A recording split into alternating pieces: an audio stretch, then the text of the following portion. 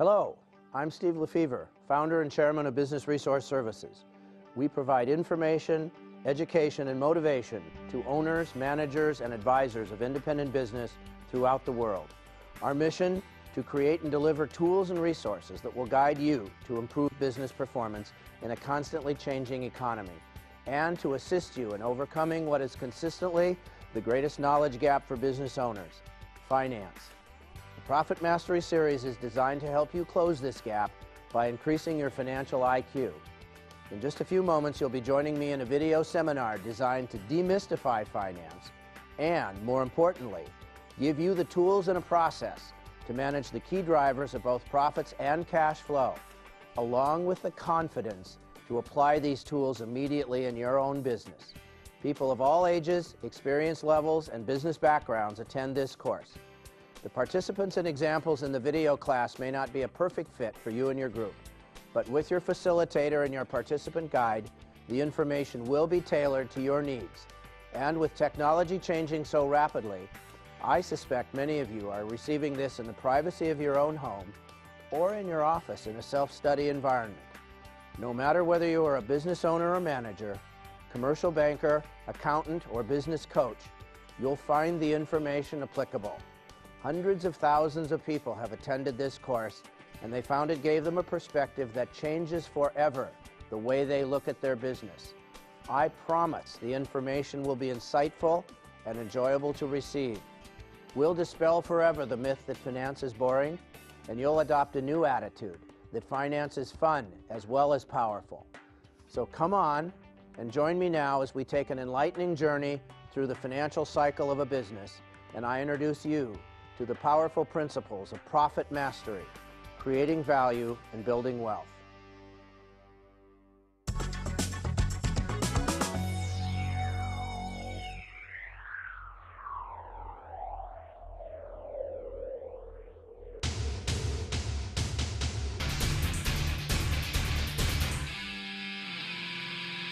So let's talk about business owners. I have this profile in my mind that stuck with me for well over 3 decades of working with business owners. And I really have an idea. This profile is kind of interesting to me, and it seems like it's consistent all over the world. I've had the opportunity to present this program on 3 or 4 different continents in 15 or 20 different countries, and it's always the same. It goes like this. If there are 2 people involved in a business out there, traditionally one person knows how to make it, and the other person knows how to what? Sell it. I heard someone say spend it. That is the wrong answer. That's family finance. Selling it, right? Making it and selling it. That's what people do who start businesses. The financial side of the business is often left to whom? The accountant, the banker, your spouse, or maybe nobody. We'll just hope it works. Now, there's a lot of recent research that indicates that hope is not a strategy, right? So the thing is, where does the financial side, who takes care of it? And when does it get taken care of, and why? I think it has to do with attitudes. And I think those attitudes are important because it's human nature to do what you do well, isn't it? When do we do what we don't do so well? Later, right? And when does later come? Never if you plan it too late, exactly. Never if you plan it properly, right? It also comes about in the attitudes we have about finance itself. Finance is, what's the first word that comes into your mind? Boring. Don't sugarcoat it. Tell it like it is. Finance is boring. Why do people believe finance is boring? Why is that? Because it is? Is that what someone said? They don't what? They don't understand. They don't understand it. What I've learned is, it's not what we're going to do in this program, Profit Mastery, creating value and building wealth in your business. We're going to take a trip through the financial structure of a company. In my mind, it's not boring at all. It's a terrifically exciting trip, and it will give us some insights into how that money flows and how we can manage it. That's what I really want to do. What I have learned, although it's not finance that's boring, anything that affects your wallet ought to be of interest to most of us, don't you think? But it's financial people who are boring. That's the problem. So what we're going to try to do is make this topic, finance, come alive. We've got some case studies that we're going to work through together to illustrate the points. But we're going to try to make it come alive, all right? That's kind of our goal here.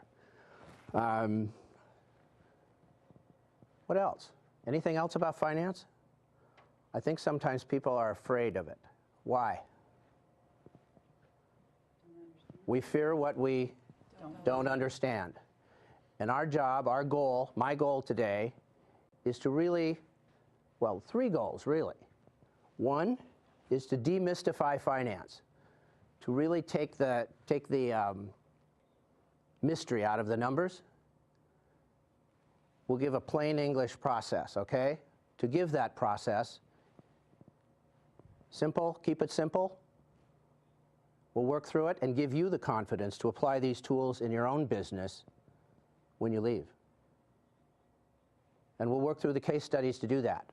I think another reason this finance issue, we develop attitudes about it is when we go see our accountant at the end of the year, after the end of the year, what happens? We go in to see the accountant, and what does the accountant say? Hopefully. Congratulations, you made a profit. And what are the responses that we give them to the business community? I do a lot of work with accountants as well, talking about finance as a communication tool, not so much understanding the numbers, because accountants are supposed to do that, but how to communicate with us in the business community. What are the 2 main responses accountants get from us? Number 1, if we made a profit, Where is it? where is it? What's the line from Jerry Maguire? Show me the money. If we made a profit, where is it? Is it possible to have profits and no money? Yeah, we'll talk about that. So it really focuses on, when we say that, we've failed to distinguish between profits and what? Cash flow. And those will be 2 items that we talk about that have to interact in our business with different drivers. What's the other one? That's the second most popular one. What's the most popular response accountants get? Tawny, you said it. How much taxes do I have to pay? Make the profits go away. And they always go like this. Watch carefully. The fingers will never leave the hands. What profit would you like? No profit, no what? Tax. And in the end, a lot of the business owners I talk to, what did they call that? If we could get the tax down to 0, what did we call that? It's a good year. Success. A good year. Success. But did you make any money? Don't matter, as long as I pay no what? Taxes. Got to focus on profits to build a company, and we're going to see how we can't do that without keeping those profits and reinvesting them in the company, all right? Now, you've got the profits down to 0, then what happens? That's when you went and saw your accountant, usually by January, February, March, whatever. What happens then in April? You've paid your taxes, and now if you have a line of credit at the bank or you want to borrow at the bank, you go in to see the banker. Once upon a time, I worked in the banking business, calling on business owners, and every time it happened, every time spring came around, we'd go in and we'd have a meeting to do what? Renew the credit line. I want to renew it. I want to start one. I want to renew it. I want to increase it. Well, what do you need? What do we need?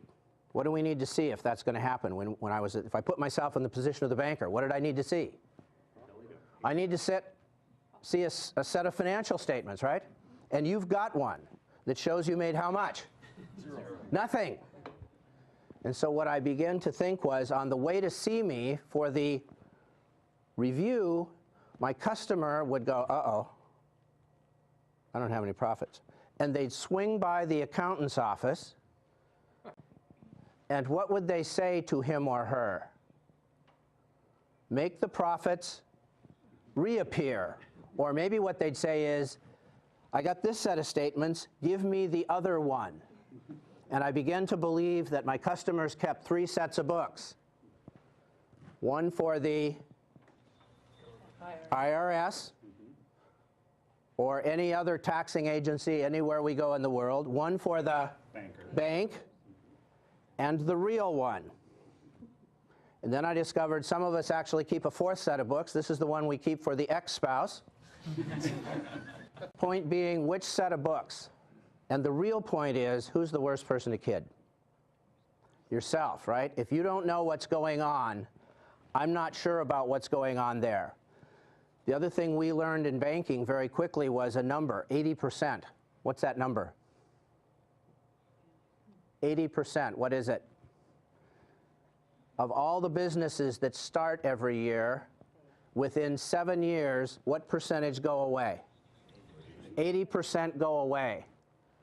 Most of the time, it has to do with something related to not knowing how to they know how to make it, and they know how to sell it. It has to do with understanding the financial side of the business. That's what our program is all about. Profit Mastery is understanding how money flows through a business. If you hear something, you'll retain a little bit. If you see it, you'll retain a little bit more. And if you actually do it, you'll retain even more. So you'll hear it, you'll see it, and we've got some case studies here. The person sitting next to you is your partner for this program. If you haven't already done so, turn and say hello. Introduce yourself. We'll be working through these together, so keep in mind that it's not too late to change in case you've got a dud.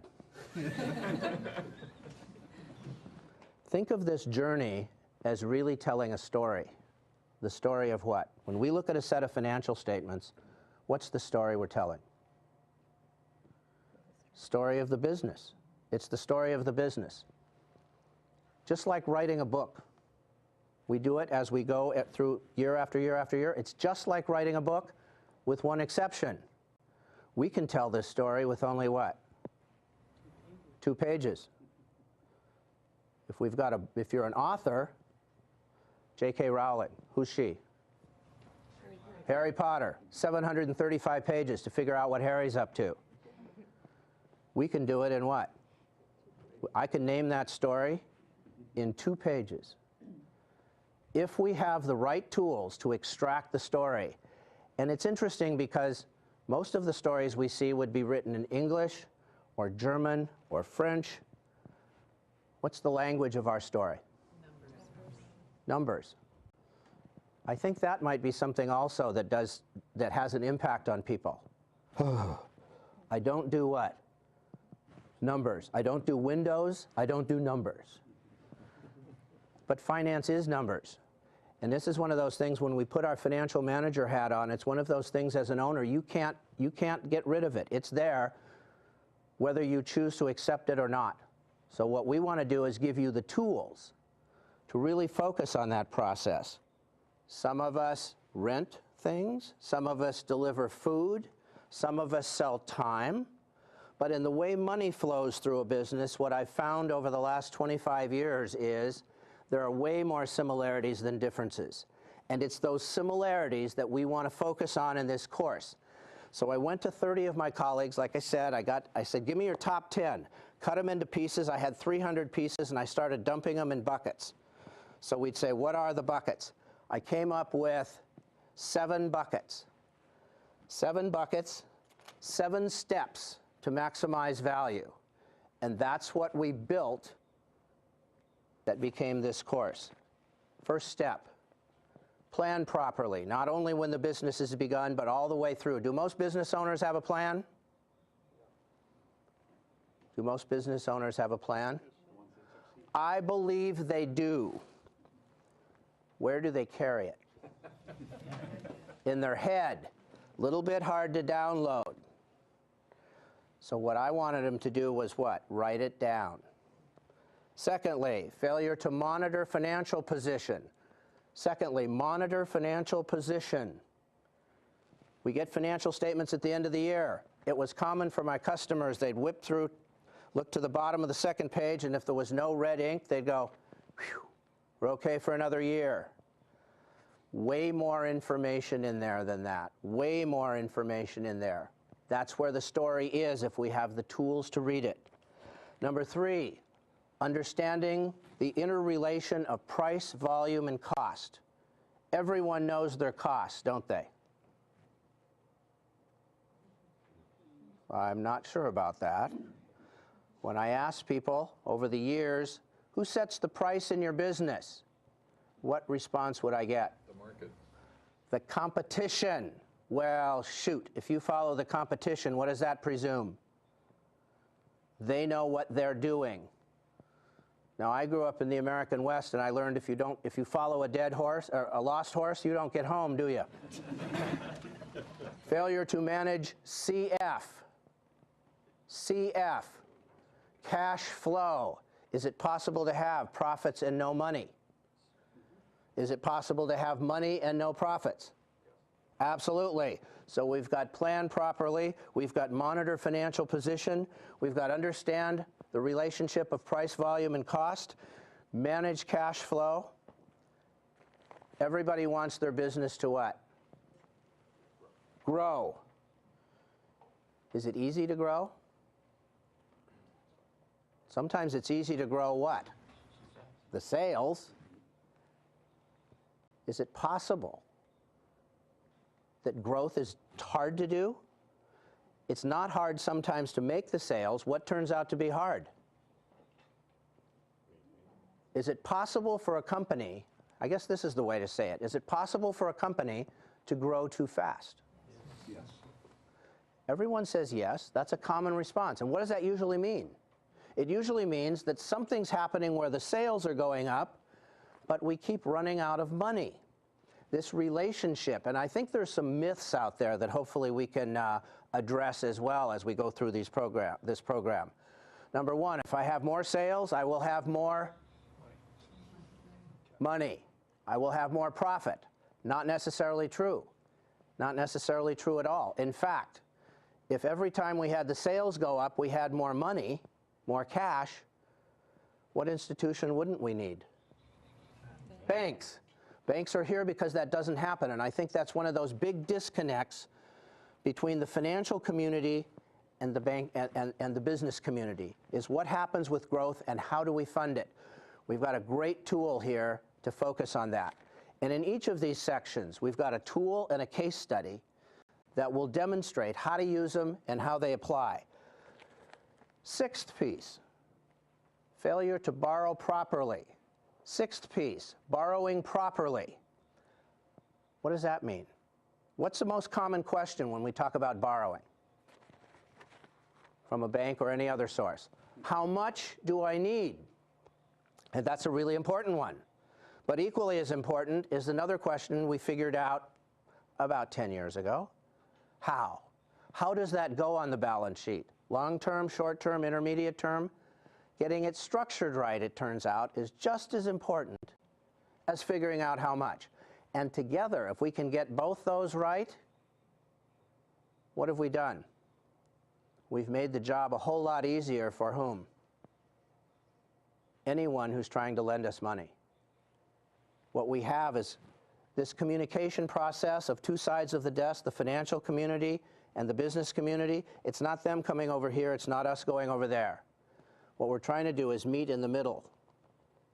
And what's missing there? Communication. So again, I see finance as a language of communication. And finally, our last step, failure to plan for transition. Failure to plan for transition.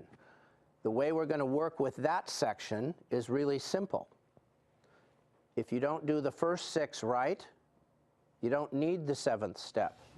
Isn't that right? 80% of the businesses out there don't need the 7th step, do they? But I believe if we applied consistently across the entire business community these principles, maybe there's still a little of my idealism left in me, but I believe that we could take that 80% failure rate and do what? Shrink it down. And we wouldn't have to shrink it much. 1, 2, 3%. and we'd see a whole different economy. Now, like I said, maybe that's a little idealistic and nobody can control the economy, but what can we control, each of us who's involved in a business? We can't control what's going on out there in the broad economy. We don't individually set the prime rate.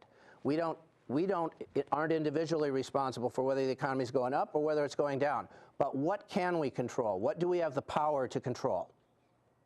Our own business. And these profit mastery tools are just that. We think of them as knowledge, and of course knowledge is what? Power, absolutely. Those are our 7 steps. What we'll do is we'll go through them one at a time. We'll work through a case study in each of the cases. And by the time we get to the end, you'll have a toolkit of resources to focus on the financial side of the business. Now, one of the things we do know is being in business is a lot like being in school, except for one difference. In business, you take the test first. So what I've got now is a test for you. In your case study materials, you've got a little quiz, and what I'd like you to do is pull that quiz out, answer the questions. There's no right or wrong answers here. It's just to get us thinking dollars and cents. And when we come back, we'll focus on the answers and we'll be off and running, all right?